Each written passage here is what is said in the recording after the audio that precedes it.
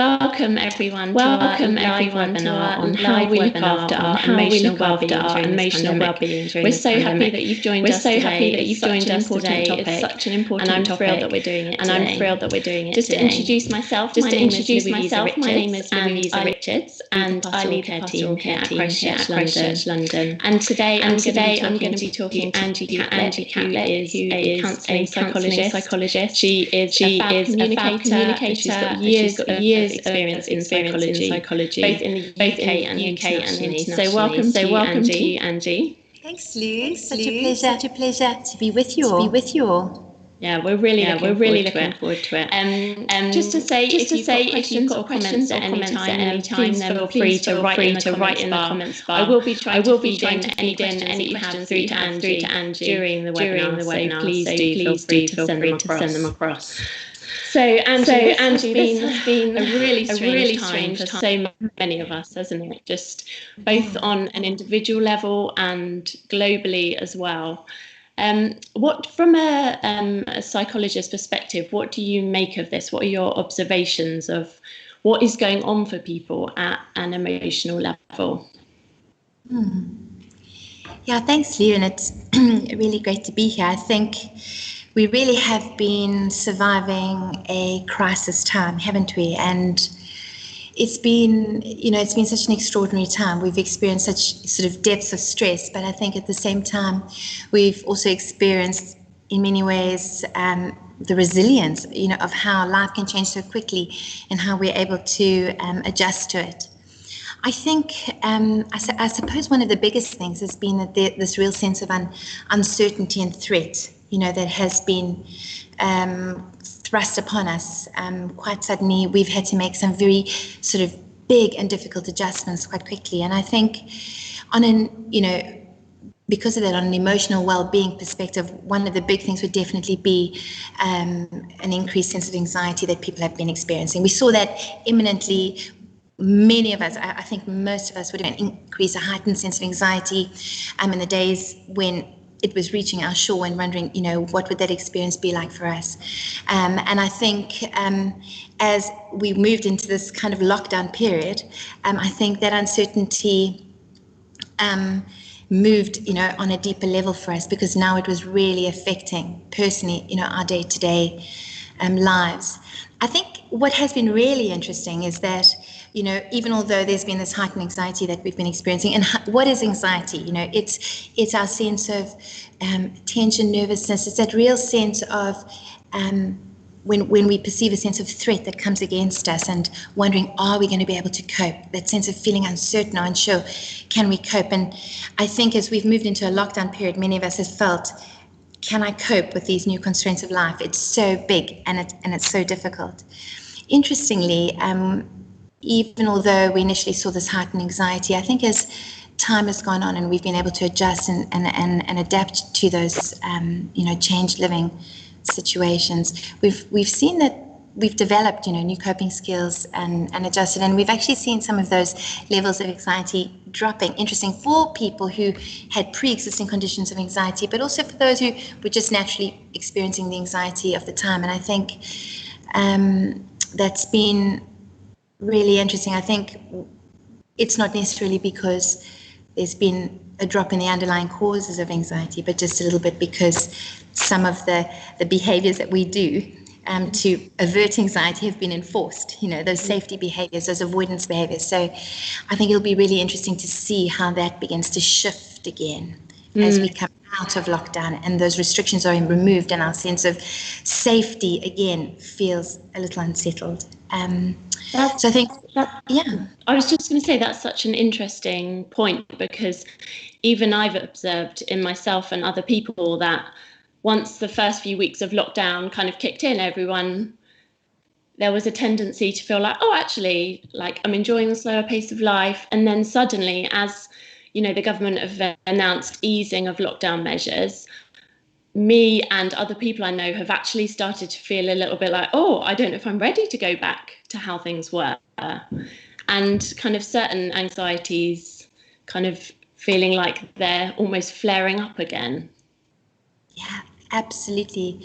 I've certainly seen this. And I think, this is really important because it's important for us to then begin to address, what are those underlying causes of anxiety for us? What is our sense of, threat? Because anxiety really is triggered. It's a stress response that's triggered in us when we perceive sort of a sense of threat.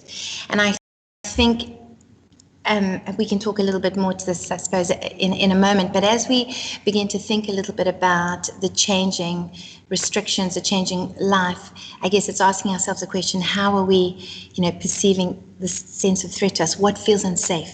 What feels out of our control? And those are the things that are going to be really triggering that anxiety for us.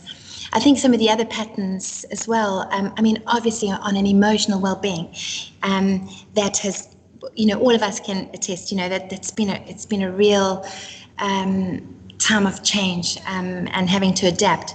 But I think one of the themes through all of that for me has been the sense of loss, or the theme of loss for us as a collective, as a community, as a society globally. There's the most apparent loss that we experience, the grief of lives that have been lost, and that is devastating, and that'll take some time, that healing journey for many people. But beyond that, we have all experienced, an extreme, sense of loss in many areas of life, loss of normalcy, routine, rhythm, social connection, financial security, loss of plans, dreams, graduations, weddings, homes. There's been huge shifts for us in this time. And I think just as a theme to reflect on over these last few weeks is, when we have experienced loss, but we don't acknowledge it and we don't give time to process through what that experience of loss has meant for us and the impact it's actually had on us, that's where it can begin to affect our emotional well-being kind of in the long term. So, unprocessed grief is very important, and it's the unobvious grief, it's the unobvious loss that we may not always recognize. And I think that's been a very important theme that I've seen and been processing with people. Yeah. I think relationships, you might have more to say there. No, I was just going to say, if you've recently tuned in just now, we are talking about the really important subject of mental well-being, emotional well-being during this lockdown, and Angie's just talking to us a little bit about some of the themes that she is seeing and observing through her clients and just what is going on around us. So if you've just tuned in, then a warm welcome to you. And Ange, that is a really interesting point about what you say about the need to process some aspects of grief. And I think one thing that I hear lots of, and also experience myself, is that, my thing, in the grand scheme of things, my thing isn't important because people are dying out there. It doesn't really matter about my plans that have cancelled or that my job that's gone. And we live in this culture that so often is a stiff upper lip, like, no, I'm fine, just carry on, push on. And what would you say to those of us who struggle with that? I would say, please, take time to process. Don't be afraid of the discomfort of those emotions. I think we do often tend to minimalize the experiences that we go through, and particularly in our British culture, that sort of self-deference. But I think it's so unhealthy to suppress those emotions. Unresolved emotional conflict will remain in us, whether we like it or not. It's there. Whether you go to it or whether you don't, it's there. The reality is if we don't process it, is that other experiences in life will trigger that come close to that kind of a trigger of pain or loss, will trigger sort of a bigger pool of emotion, because it sort of seeps back in to the pain or the sense of loss that we haven't yet processed. And I think if you feel it, it's important. If you've experienced, it's important. And it's this sort of the idea of comparing ourselves to others, and whether it's more, whether it's less, whether it's valid or whether it's not. I guess we do it so much as a society. It's part of our anxiety, sort of trying to allay our anxieties. But it's so important that we pause and we just reflect and say, has there been any sense of loss? Has there been any sense of pain? And perhaps it seems insignificant in the grand scheme of other people's lives, but in my life, if it's significant, it will affect the way in which I relate with others the way in which I, view the world and even myself in relation to those things into the future. And what is a healthy way of processing it? How would you say, where do you start with that kind of thing? Yeah, I think, if we just pause for a moment and we just say, well, if I reflect back on the season, what have been some of the hard moments for me? Our emotions, are often a good indicator. Where have there been some tough times or some hard moments for me? And if I go back to those hard moments and just pause and say, what was it about? Perhaps I realized that, we had this holiday planned, and actually it was such a big celebration for me. I've saved for a long time, and that might not seem like a big significant thing. We need to pause and say, well, that was the experience, but what did the loss mean for me? Because what happens is that pain then will trigger thoughts about ourselves, thoughts about the world, where we might feel as if, well, there you go again, hard things always happen to me. So what impact has it begun to have? Pause, visit those difficult times. If you have to look back and pull out the moments that felt really hard, don't just brush them over, and uncover, what was I feeling? What was it about? What was I thinking? What triggered it? And take a journey. The first step is always awareness. I'm being aware there was an emotionally difficult experience. Next step is the process of gaining understanding. What was it about and why was it there? And actually, why is that so hard for me? Maybe it felt so hard because, I feel a sense of, loss of value, or a loss of, personhood, or a loss of being seen. My pain feels as if it's gone unnoticed. That's how it always is. And does it feed into any other sense of our person? So what does that try gain a sense of understanding? And when we can understand, we can realize, why have we responded in certain ways to what is going on? And it helps us to be kinder and more accepting of ourselves, more in tune with where we are. And then we can respond in more healthy, adaptive ways to what we've been through. So instead of just, pushing it under and charging on, we can, maybe find a person where we can talk to a little bit more about that, realize it's triggered a sense of insecurity about how we feel about ourselves or others or whatever. Mm-hmm. And it helps us to begin to deal with those things so that they don't become patterns, unhealthy patterns, mm-hmm. that affect our view of the world, ourselves and others into the future. So important. Yeah, and that is really helpful. And I guess one thing I'm wondering is that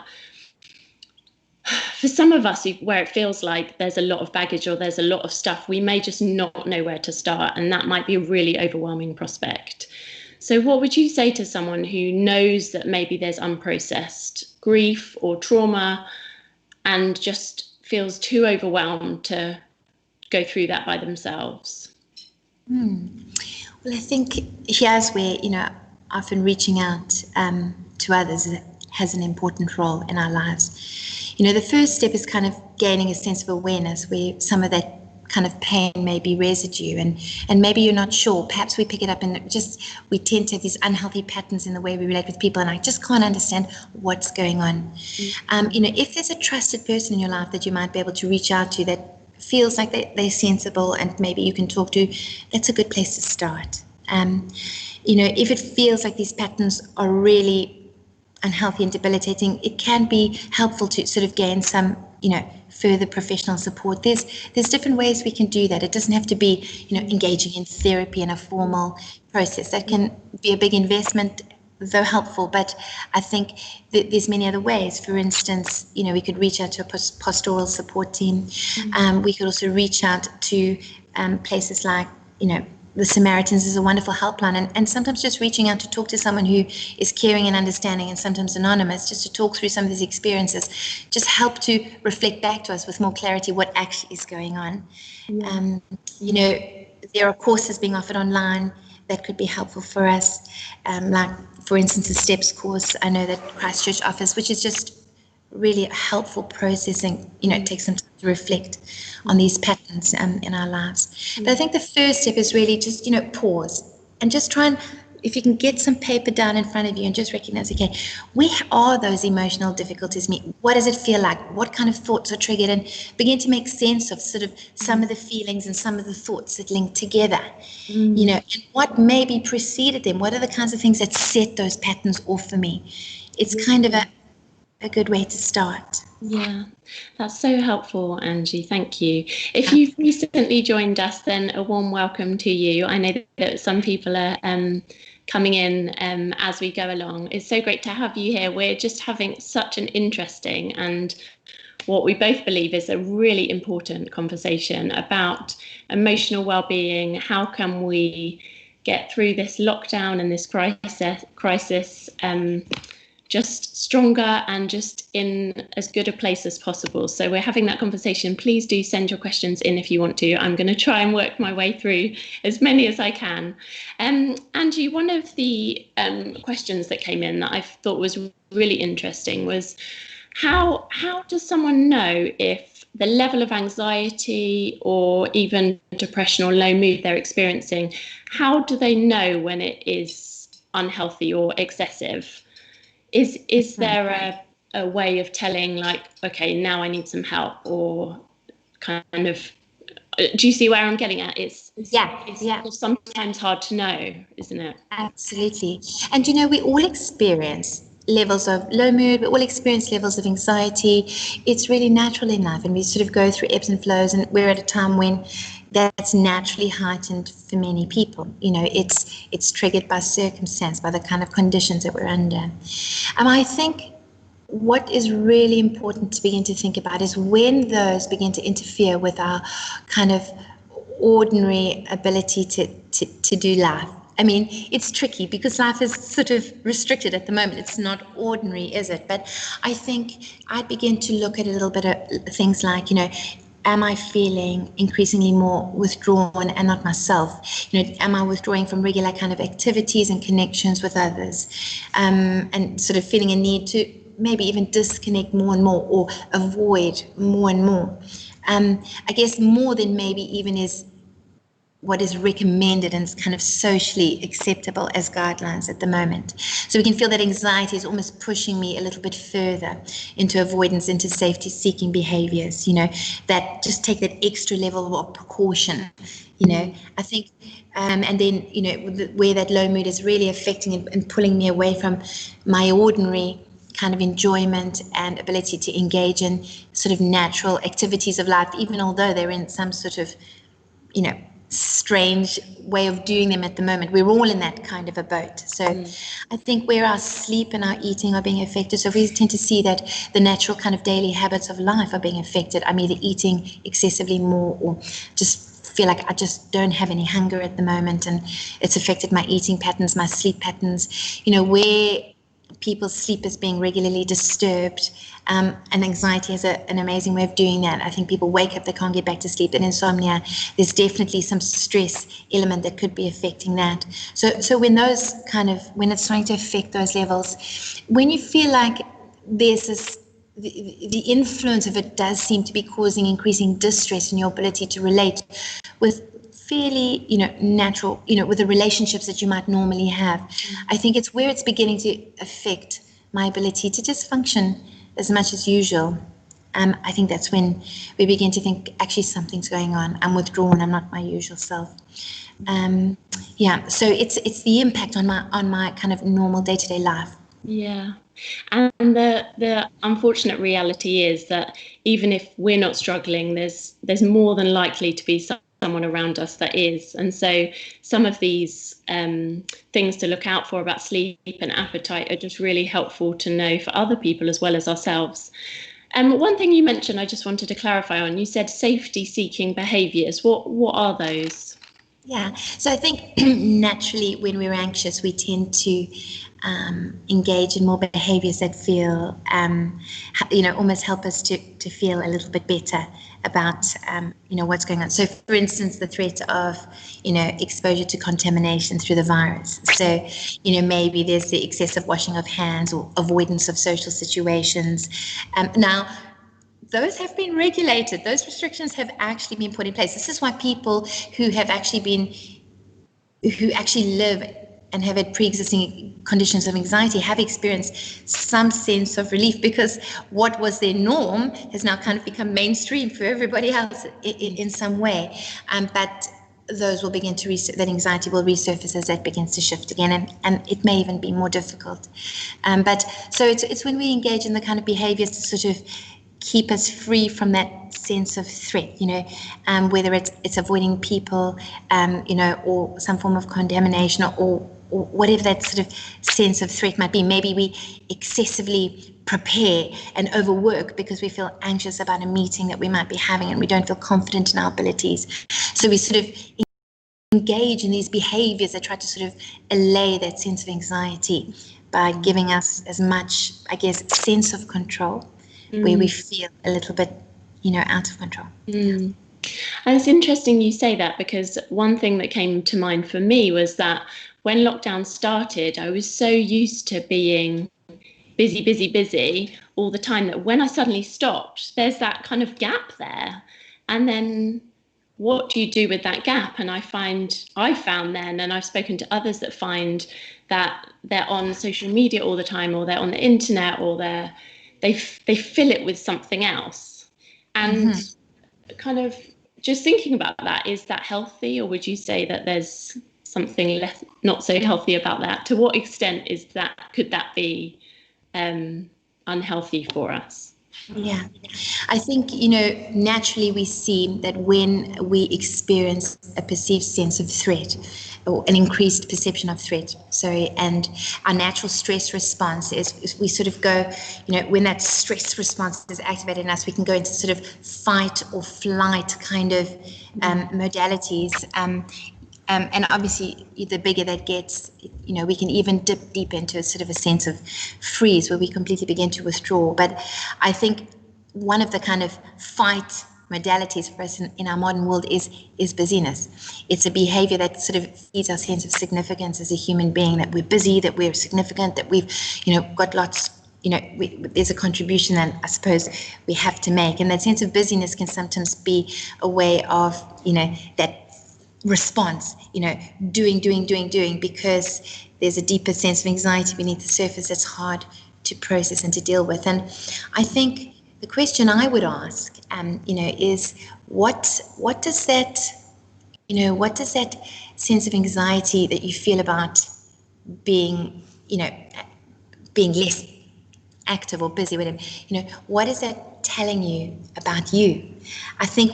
I mean, among all the kind of difficulties that we've experienced at the moment, one of the big positives for me is that lockdown has calmed that noise of busyness in people's lives. And it's forced us to face the discomfort that we feel without busyness. And what does that discomfort tell us? I think one of the hardest things for us to do has been to stop, right? And to face those things that actually drive us, and that maybe have begun to creep in to define us. Our sense of significance comes from doing, being, achieving, producing. We're productive, we're a success and achievement-oriented type of people. And over time, without realizing, these things can begin to creep in and set our sense of value. They make us feel okay about us because, well, we've got this. These kind of things that we do are what's kind of setting our sense of value and worth, or feeling our sense of value as a person. And we can begin to feel anxious, I think, and even experience elements of self-doubt in our worth, in our value, in who we are, in what we're giving and contributing, without doing them. So I think, these are very important. And I think this time is a gift, Lou. I think this time is a gift. If you are experiencing a sense of discomfort because that kind of busyness has been removed from your life, and perhaps you found new ways of filling it, I just want to, I want to encourage you, I want to nudge you to pause, to use this time, use this opportunity. I don't know when, a generation that, has been given it, and when we might have it again. But while we do, use it to pause and ask yourself the question, what are those things? What is causing that sense of discomfort beneath the surface? And what are those things that make me feel okay about me? What does this say about what's driving me and where my sense of worth as a person, is coming from? It's not easy, is it? It's hard work to do. And I guess my mind is going to two groups of people. There's the the people who are completely snowed under during this time, who maybe they work for the NHS or in one of the caring professions, or maybe they're parents like both of us with young kids running around. And for us, we can be really time poor. But then there's another group of people who maybe have been furloughed or aren't working, or maybe they live alone, who could be feeling this kind of deep sense of loneliness and boredom. I guess it's two questions, really. I'm really interested to know what you would say to both those groups of people. Let's start off with the people who perhaps are feeling lonely. Maybe they do live with people, but just feel this sense of isolation. What would you say to someone struggling? Yeah, I think, you've raised such an important point, and I'm so glad that you have, this idea of loneliness, because loneliness is an emotional state. It's not a physical state. You can be alone, but you can feel content. You can be in a group of people, but you still can feel a deep sense of loneliness. So you might live in a house or amongst your family and you feel loneliness. And really what that is, it's that experience of that, is a kind of a subjective experience of feeling disconnected from people. And loneliness, I think the first step is just really, again, it's to pause. It's about, emotional awareness, of being self-aware. It's to pause and just recognize, am I feeling being disconnected from people, whether I'm with them or whether I'm completely alone. And if I am feeling a sense of loneliness, it's important to really acknowledge that, because loneliness does impact on our mental health. It helps, low mood, we feel more anxious when we're alone. It affects, self-doubt, there's negative thoughts. We don't have a reference point to help us process through things. And also on our physical health, it has implications on, inflammation, heart disease.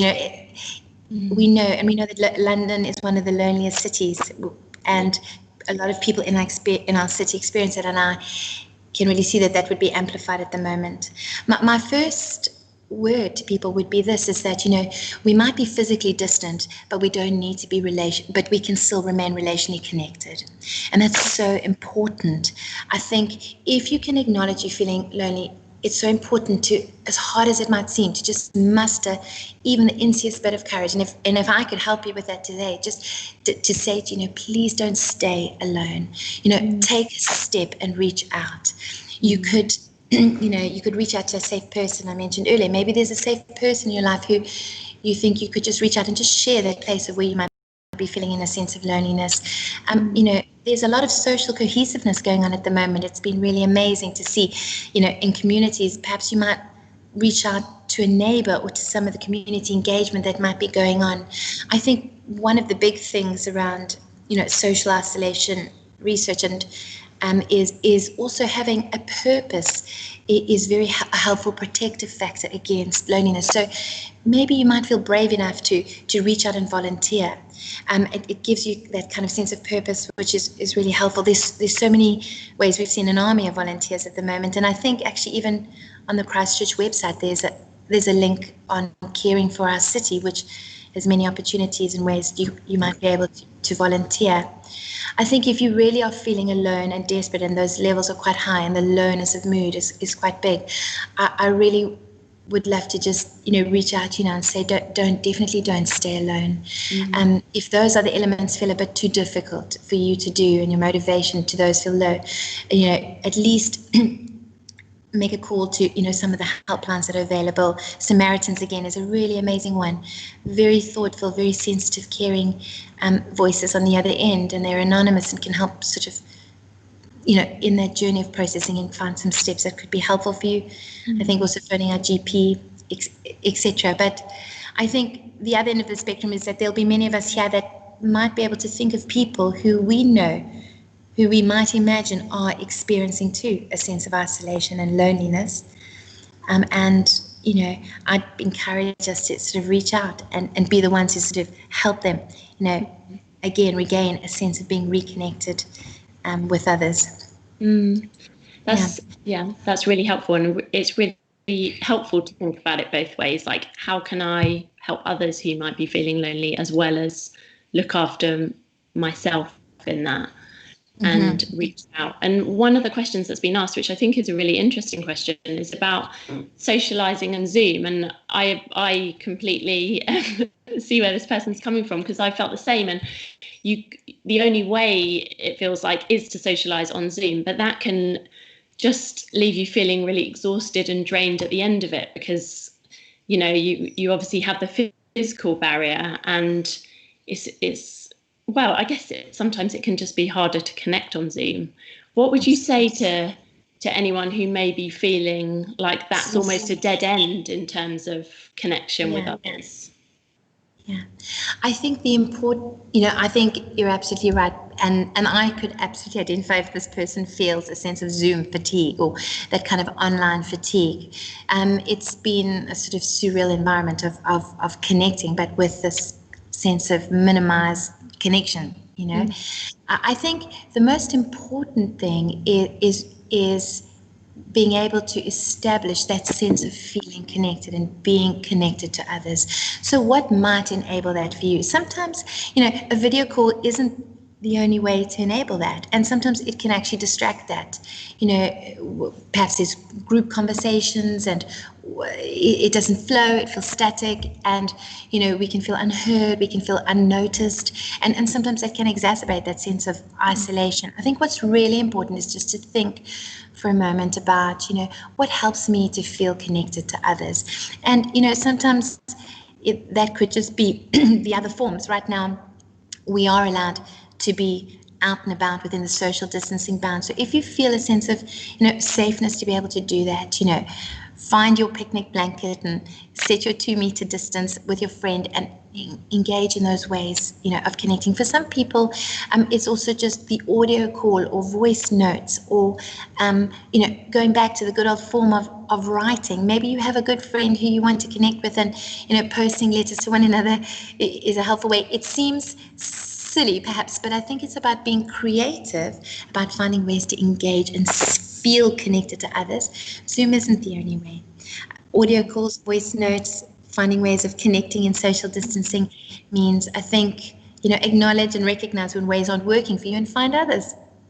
Yeah, it's really interesting that you say that, because you kind of, for me at least, think about seeing someone and my mind just goes to Zoom now. And actually there are lots of other ways to connect with people. And I really like your idea about writing notes.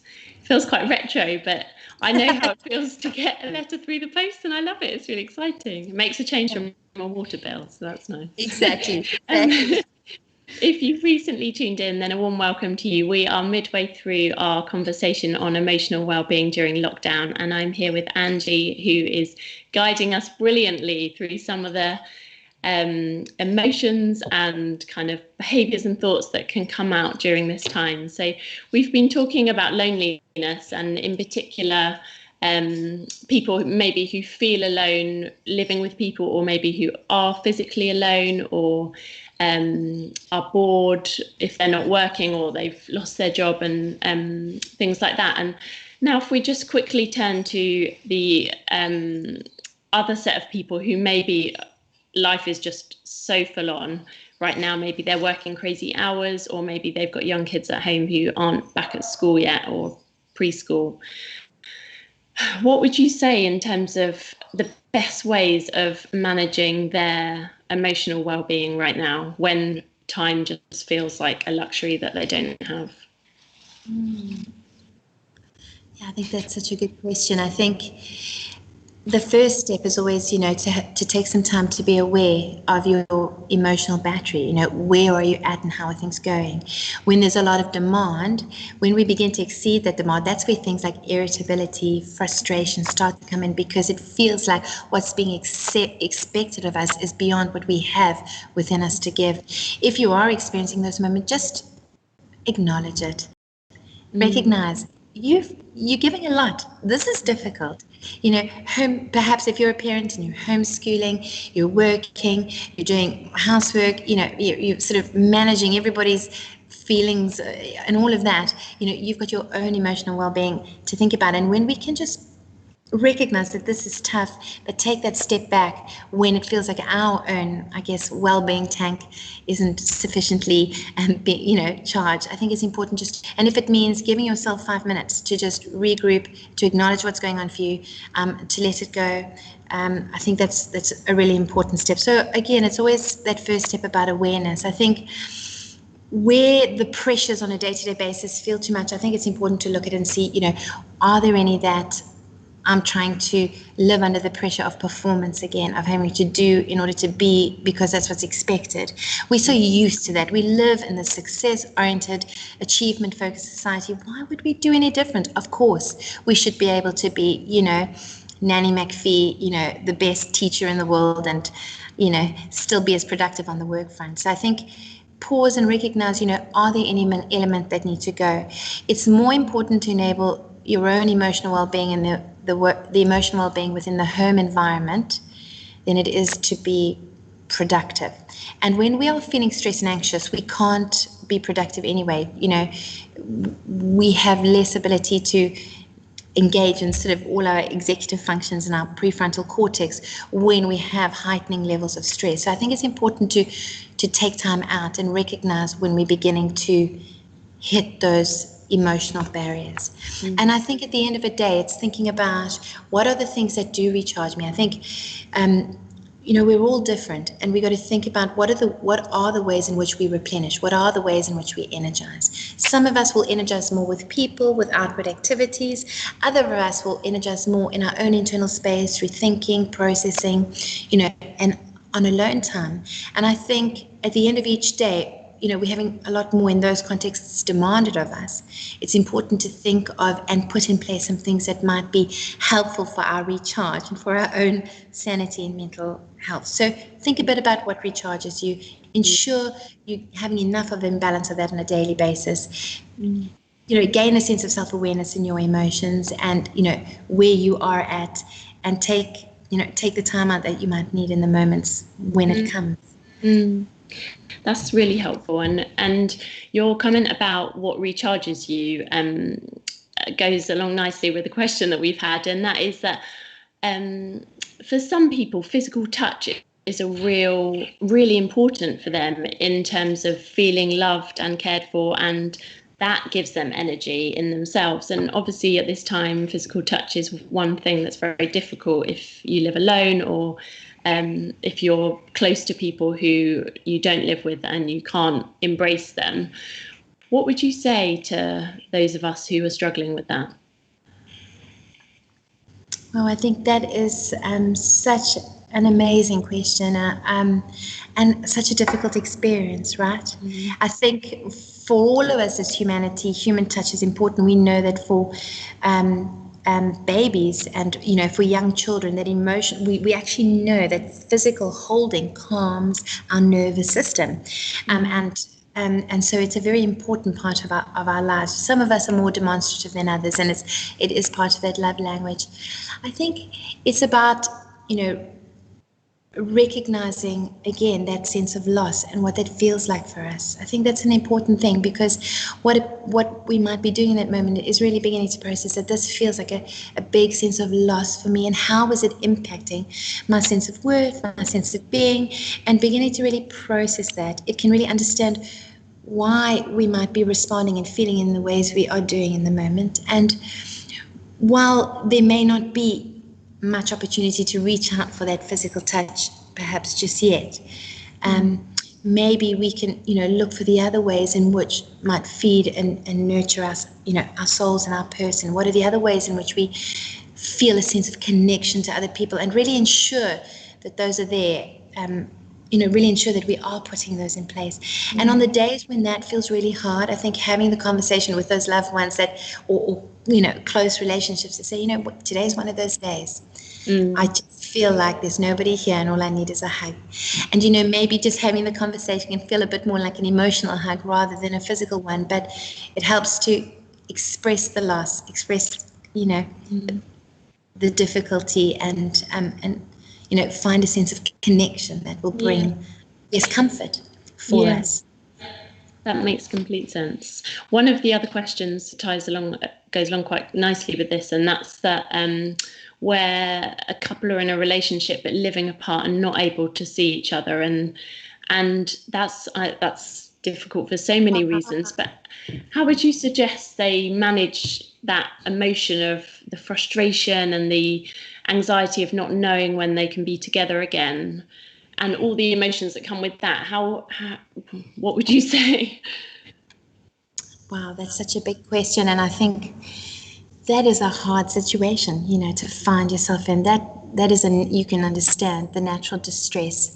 I think, what's most important is to ensure that the negative emotion we feel, the frustration we feel, the difficulty we feel is something that we are able to share with the partner without, I guess, taking it out, putting those, taking those emotions to sort of hinder the kind of closeness in the relationship. So there's a way of sharing it without sort of a sense of blame, to the other person. I think in any difficulty in a partner relationship, when you go through a place of distress, there is always a primary emotion and a secondary emotion. The secondary emotion, usually when there's a sense of difficulty that you're both going through together, it can often be a sense of anger, a sense of frustration that we might feel. And while we may not necessarily feel it at each other, sometimes in the way we express that to the other, it can feel a little bit like we're pointing it towards the other. So I just think a little bit about being able to express it without directing it at the other person. And I think also then it's to get beyond that secondary emotion to what is the primary emotion beneath the surface. And some of those difficult emotions that might arise are things like, I really feel, unsure of how you feel about me because we've been apart for so long. It just really makes me feel insecure, rather than saying, I feel so angry because why didn't you call me today? Or do you see? So I feel angry, but actually beneath it is that I'm feeling a bit rejected. I'm feeling a little unsure. Am I still there to you? Are you still there for me? And I think it's just ensuring that you use words as much as possible to affirm the connection. Relationships break down not because of conflict. They break down because of lack of connection, where there's a sense of disconnection between one another. And if you can ensure you maintain that connection, that emotional intuitiveness to one another, and that's going to require lots of words. And I think it's also thinking creatively about how do I express that love to that person? What are their love languages, and what are mine? And maybe I just need to say to you, I love gifts, and if something arrived in the sometimes it's if it's a new relationship, if people are dating but they're living apart, sometimes it's teaching one another how to kind of be more receptive to one another. So keep the connection. Understand what are the emotions you're feeling, where they are strong and they are difficult. Don't take them out on one another. Recognize where some of the insecurity of the situation is impacting how you feel in that relationship, your sense of security or sense of value, and articulate what that's like to that person.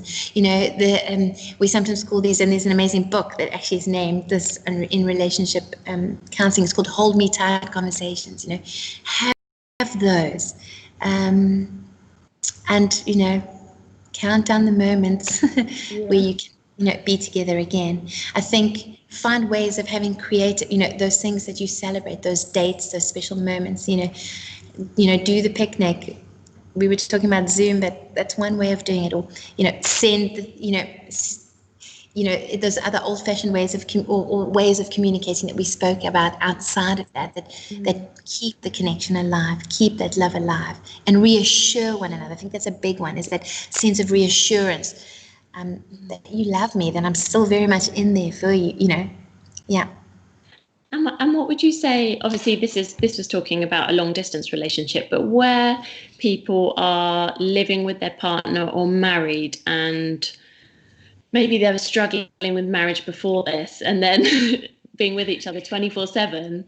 has just taken its toll. And I mean, I personally found it really sad when I read about in China how the divorce rate has gone right up since lockdown eased. And I read an article in the paper the other day that was saying that they're anticipating maybe the same happening over here. And it would just be great to hear your thoughts on, this is a massive topic, but kind of a condensed version of what you would say where couples are at loggerheads and considering splitting up. Yeah. Well, I think relational strain, I mean, you've noted it, but it is definitely something that has been reported in many households. I don't know if you're aware of the COVID-19 social study that's been following like 90,000 people who are reporting weekly, on emotional and well-being, relational elements. And one of the things that has been reported time and again is this sense of relational strain. I think the first thing I would say is that a crisis time is not, look, without knowing the details of specific contexts and the kind of advice that really might be appropriate for that context, just, I guess, in a generalized sense, I might just, mention that a crisis isn't always the best time to make very big life-changing decisions, even although they feel the only way out. I think for a number of reasons, because we, there's a heightened sense of stress at the moment, so our ability to contain and regulate our own emotions is definitely affected, and that's going to affect the way in which we then are able to relate and be connected to people, our partner,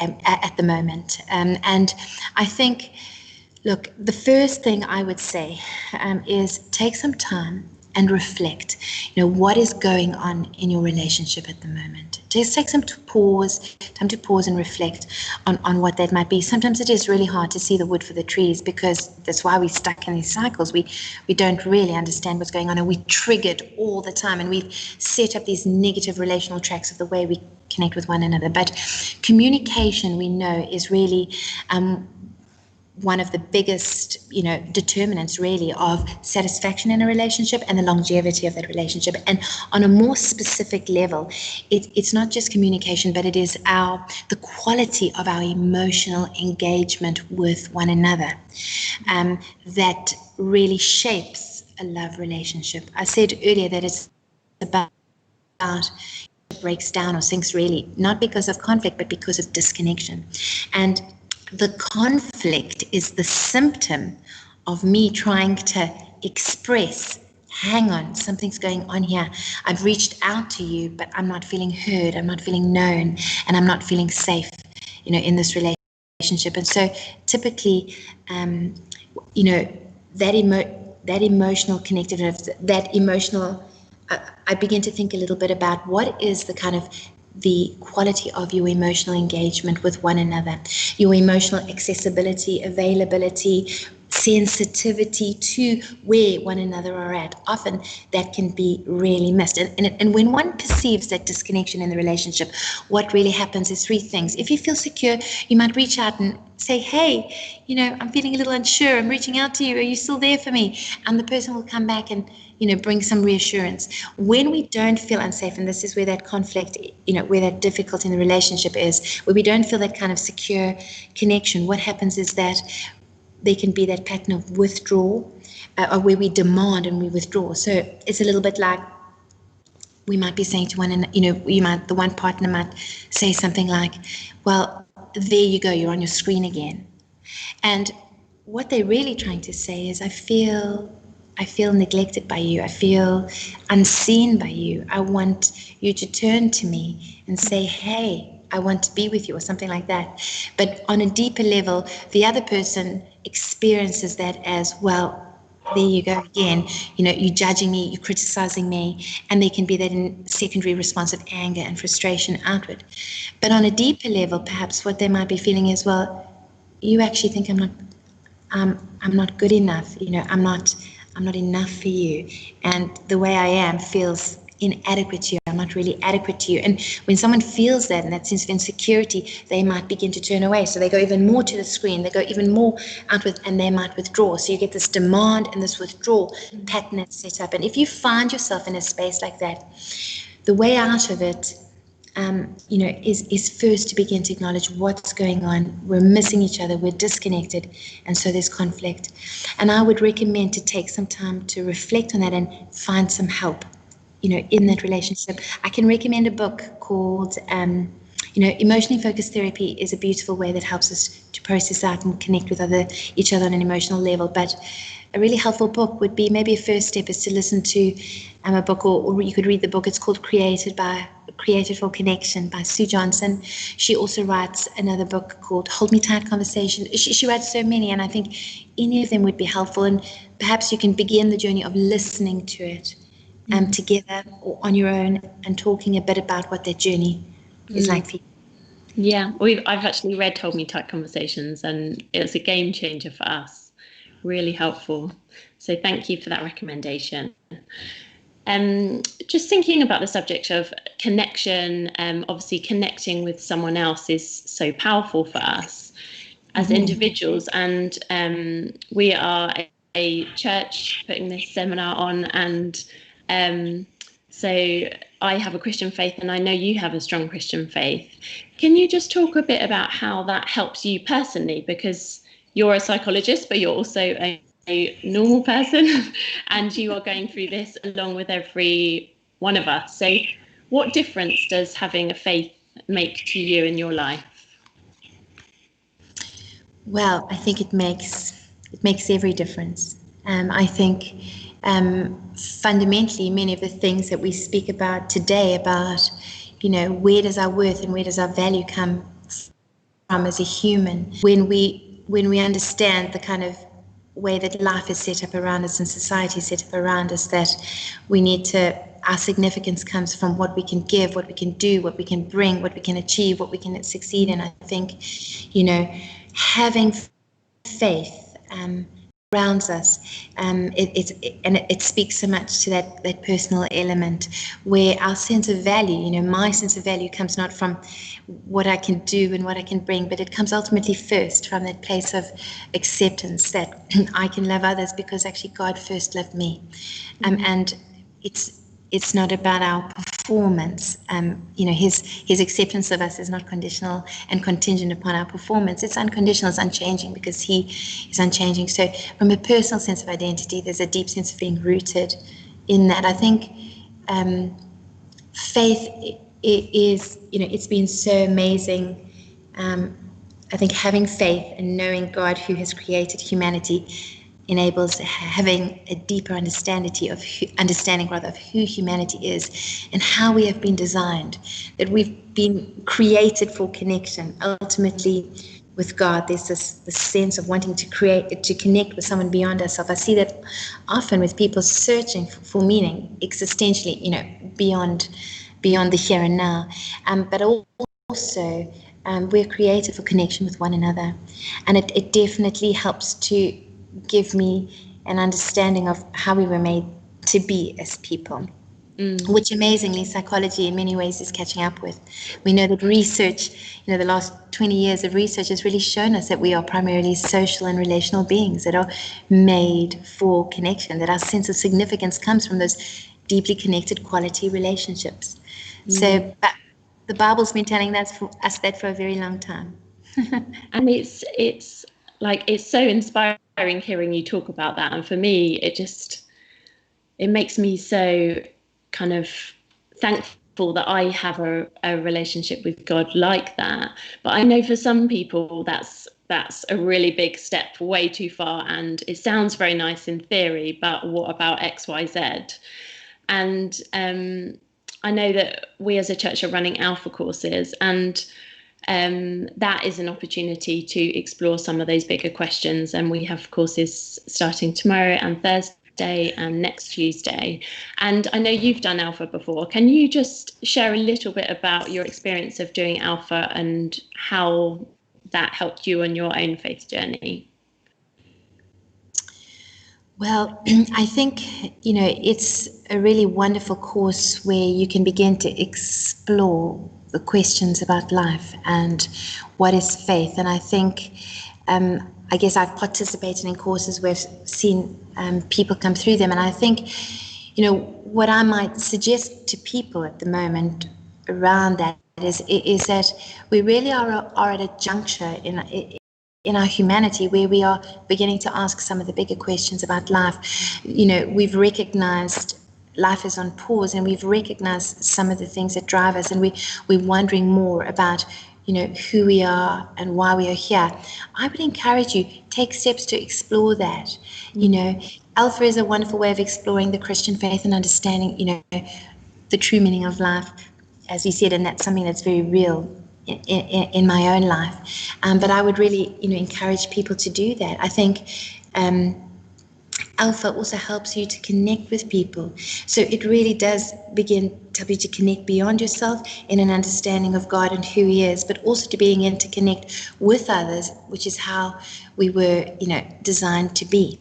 Mm-hmm. So I think opportunity to do that and begin to think a little bit more about those existential questions that you might have, and to have a space that is really safe to ask that.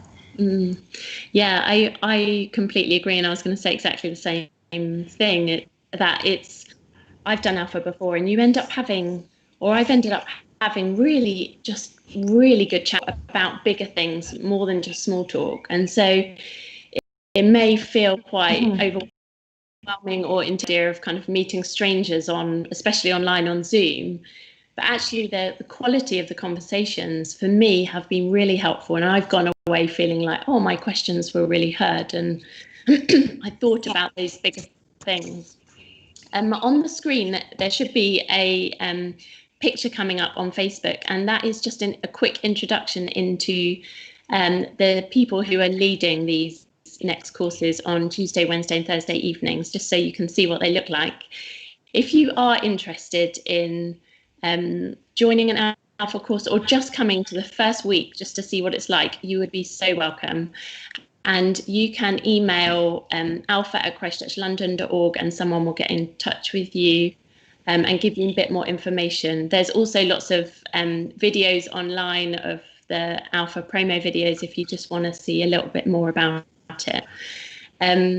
One other thing that I just wanted to tell everyone about is another seminar that we are going to be running in 2 weeks' time on Thursday. I'm sure it's Thursday, the 18th of June. And that is a seminar all about anxiety. And as we've touched on with Ange, it's such a big topic at the moment. And the person that we'll be speaking to is a guy called Will Vanderhart. Now, he is a founder and director of a charity called the Mind and Soul Foundation. He has written books. He's a regular speaker. He is the pastoral chaplain at a big church in London called Holy Trinity Brompton. And he's going to be sharing his own experience of dealing with anxiety and also giving some hints and tips and suggestions of how we can handle anxiety at the moment. And a few minutes left. I just wonder if you have got some final thoughts for us on how we can maintain and improve our emotional well-being at the moment. Well, I guess just a thought to think a little bit about, and as we leave our conversation this evening, might be just, as we come out of lockdown, as maybe life might begin to return to some form of self, of what we used to, is don't just return to life the way it was. What have you learned about yourself during this time in lockdown? And what was what's been liberating for you?